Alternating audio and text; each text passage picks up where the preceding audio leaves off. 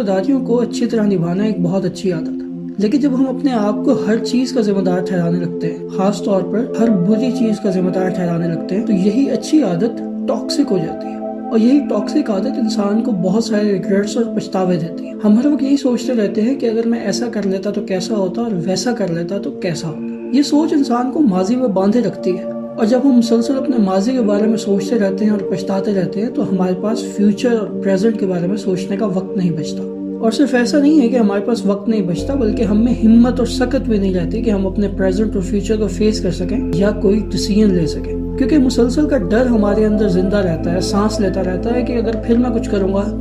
اور کچھ غلط ہو گیا تو پھر کیا ہوگا۔ یہ ڈر اور مسلسل کی پریشانی اور سوچ انسان کو اندر سے کھوکھلا کر دیتی ہے، کمزور کر دیتی ہے، اور الٹیمیٹلی یہ چیز انسان کو ڈپریشن کی طرف لے جاتی ہے۔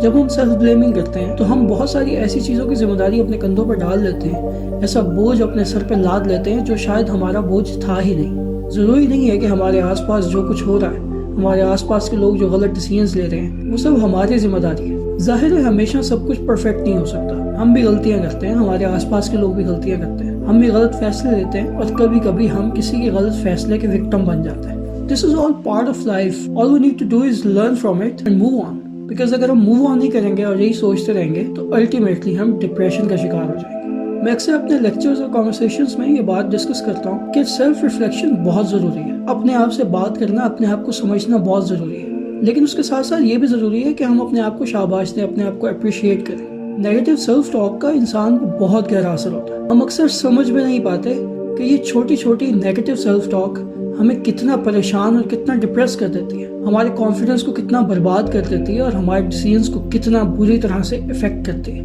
یہ نہ جانے کس کس چیز کا ڈر ہمارے اندر بسا دیتی ہے،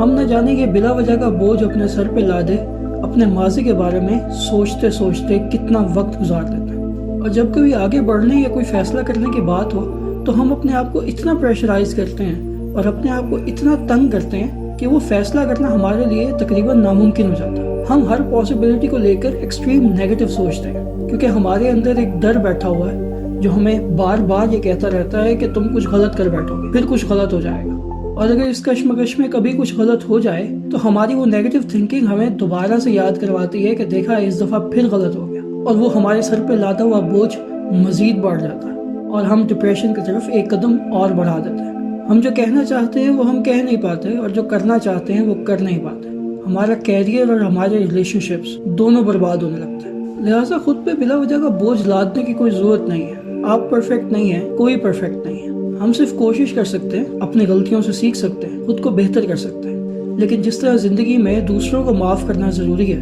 اسی طرح سے کبھی کبھی خود کو معاف کرنا بھی بہت ضروری ہو جاتا ہے، ورنہ ہماری ساری عمر